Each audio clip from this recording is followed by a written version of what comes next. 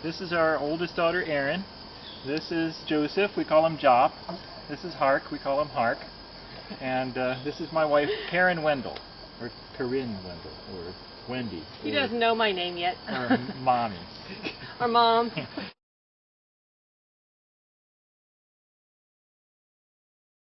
I'm waiting to see if he knows. 15 years. Ask her, she'll know. She's 14, so that's how we remember.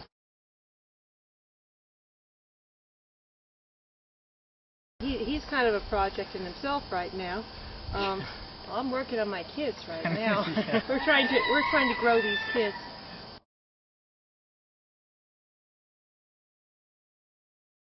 It's working. It works. Some of the schools should try it. He's ready for college. We're in middle school here, and we're still in elementary school here. It's a broad range here.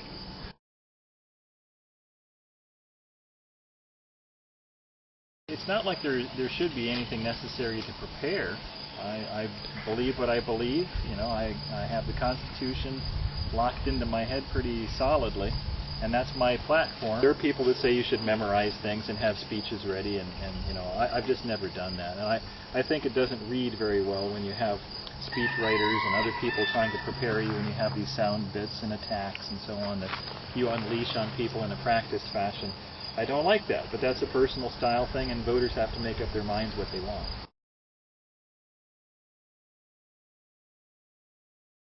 After the swearing in, after I swear an oath to the Constitution of the United States and of Indiana, I would get to doing just that. I would start enforcing those contracts as written.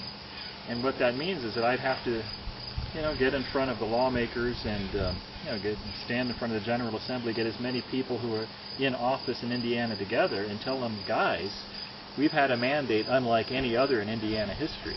We're going to do these constitutions.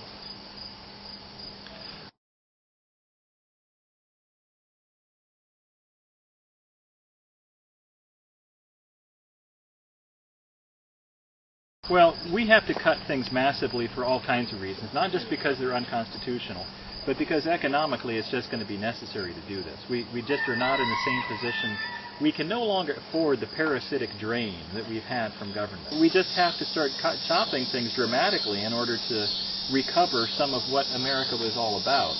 And that means there are several agencies that are going to have to go. We'll have to replace them with something. And I can't, you know, I can't pull, obviously, the things people depend on out from under them without having other agencies like voluntary associations and churches there to pick up the pieces. So, you know, we have to get our society together. But if I were to be elected, what that would mean is that people are ready for a change, and that they understand that what the political promises that have been made have been just really mortgaging our future deeper and deeper, and we're getting more and more in hock. And with the you know, national debt now well over $10 trillion, which is, you know, we're getting close to $40,000 for every man, woman, and child in America, which is just the national debt. Plus you add our personal debt, plus you add the unfunded mandates and taxation, regulation, litigation that's choking us to death. We have to put the brakes on. We have to.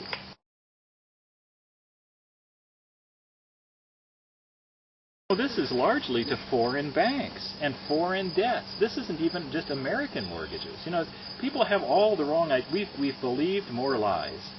And essentially this was an artifact of over-legislation. You know, people have been throwing around terms like mark-to-market, and there's a kind of an awakening understanding that our politicians got us into this position. And to trust them to fix it is probably not a very good idea. They really sold us a bill of goods. This, to me, is a major criminal move. It's obviously unconstitutional. But to reward the people who made terrible mistakes, and in fact, you know, bail out people who have investable assets and make people who don't have that kind of money pay for all of it, that's just absolutely criminal. This is a terrible thing.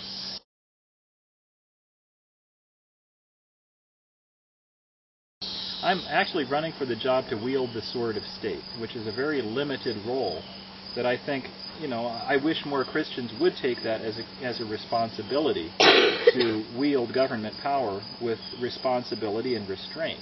But you think about what the basis for this nation was all about. It really kind of depended, at least not on being Christian, but the Christian ethic.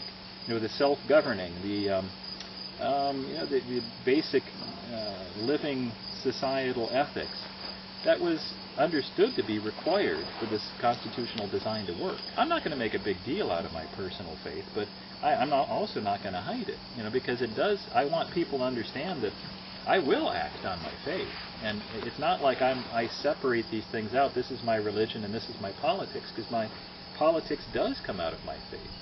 And a good part of the basis for the Constitution came out of the same book that I use as my reference. So if it's, if I talk about, the role of government, I don't look at just the constitutions, because there are cases where the Constitution is somewhat silent. And, you always have to have some understanding of what a politician is thinking and where he's coming from. And I think it's useful for people to know that I do have, a Christian underpinning, and my decision-making process would, I hope, in my better moments, be based along the lines that are mandated by the Christian faith.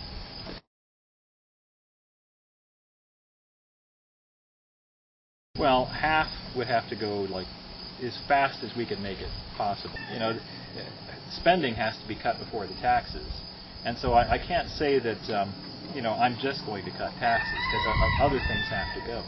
And as I'm going to lay out as carefully as possible what things have to be cut and how I want to do it, my intention is to massively cut things out of government, because a lot of it's unconstitutional. And then that would mean that taxes would be cut massively also. And that's not just property tax, that's sales and income tax. Well, not meaner, much nicer. Well, what we're talking about is restoring the civility, really, that used to make this nation work.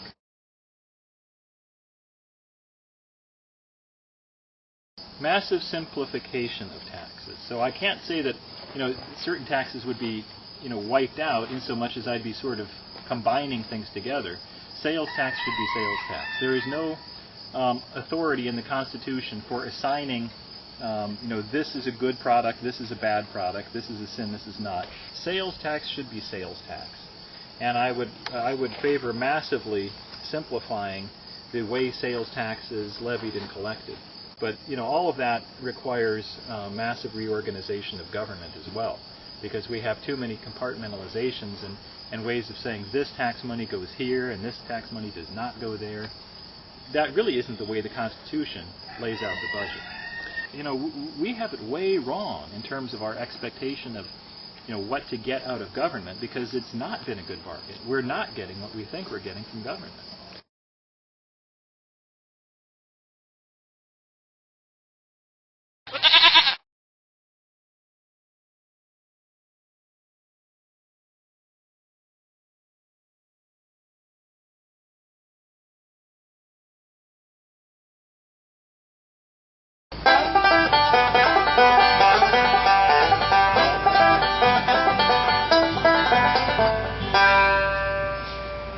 How far is it to Indianapolis?